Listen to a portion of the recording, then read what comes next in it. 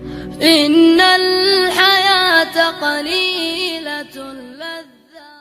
دا یو نظم دی سرلیک دی نامرد خاون. په صحرا کې ودان یو څو کورونه، ځینې لرې و بازار او دکانونه، چې هر څومره خلک دلته اوسېدله بس په میاشت کې به یو ځل بازار ته تلله. نه ټول کلي ته موټر و خدای ورکړي، یو تر بله یې مسکین و هر وګړي و. یو کور چې پکښې 3 دانې کوچنیان و، 3 سره یې تر مور پورې مریضان و. یو ژمی بل شروع و بارانونه، پر سړي باندې ډېر ګران و اولادونه. ویل ښځې دا بچه رانه مړه کېږي، دا باران خدای خبر کله ودرېږي. تر زه بوی شو ډاکټر ته ډېر په عذاب دي، تر پرون نن ماته ښکاري چې خراب دي. ښځې وویل درځه زما سلا ده، زه نو څه کوم کور بې له اولاده. دا بچی یې 2 هلکان یوه نجلۍ ده، دا هلکان یې یو څه غټ نجلۍ کوچنۍ ده. دا چې دوی کله له کوره پر وتو سوه، باران ودرېدی، واوره را شروع سوه. 2 هلکان یې راسپاره کړه پر خره باندې، کوچنۍ د مور په غېږ کې ده روان دي. بیخي ډېره لار پر پښو ودوی ته ګوري، دلته واورې زور اخیستی دی راوري. په یخ کې یې ځان ورساوه ښار ته، منتظر سوه د ډاکټر پر ځای خپل وار ته. و ډاکټر ته یې حاضر پر خپل نمبر کړه.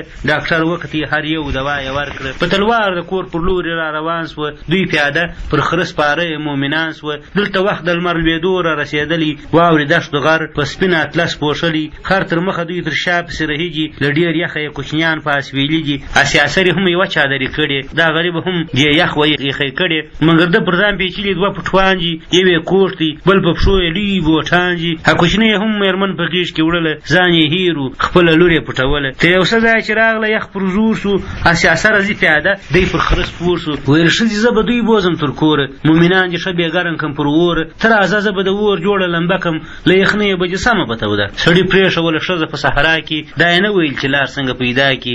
عجیزه خواره پر لاره را رهي ده، بل په غېږ کې کوچنۍ نجلۍ دتي ده. کوچنۍ وږې سوه د مور په غېږ کې ژاړي، مور یې پوه سوله چې وږې ده، ته یې غواړي. پر 2 ګوتو هغه لاره کې دمه سوه، چې نجلۍ یې مړېدل پر تاریکه سوه. و غریبې ته لار نه ور معلومېږي، سپینه واوره ده، دښت ټوله سپین ښکارېږي. پارهدو د هورې کېږي لار سوه ورکه، ورک سو د خپل کور د رک خرکه. خوارکۍ سوله بیخي ستړې هلاکه، هم یې یخ 2 پښې ویستې له واکه. اورېده د واورې ډېر سوله په زوره، ښه خاوند یې اوس راووتی له کوره. چې مېرمنه مې بیخي وځنډېدله، داسې نه چې رئیسه وي پر بله. تر یو ځایه پسې راغلی ښځه نه وه، بېرېده یوازې توره تاریکه وه. بېرته کور د سورهي ژاړي په زوره. کلیوال یې ټول راویسته له کوره. ویل خلکو زما مېرمن ده ورکه سوې، د نیستۍ ګوله پر ما ده د غم سوې. چې په حال باندې یې خلک خبروله، په درواغو یې کیسه ورته کوله. د بازاره چې راتللو خپل کور ته، دا کوچنیان مې ټوله وسپارل و مور ته. زه په پښو وم، دوی پر خره تر ما چابک سوه. تر یو ځایه مې لیدل، نور راسه ورک سوه. په دې یخ کې یم پر پښو کور ته راغلی، 2 هلکان او دا یو خر را رسېدلی. خر راغلی دی او دا نه ده راغلی، خدای خبر چې چیرې خره ده غورځولې. کلیوال یې ټول وجې کار ته حیران سوه. هغه شپه د مېرمن پسې روان سوه، تر یو وخته پسې ګرځي پیدا نه سوه. بېرته ټوله و کورونو ته ستانه سوه. دا غریبه ګرده شپه وه کړېدلې،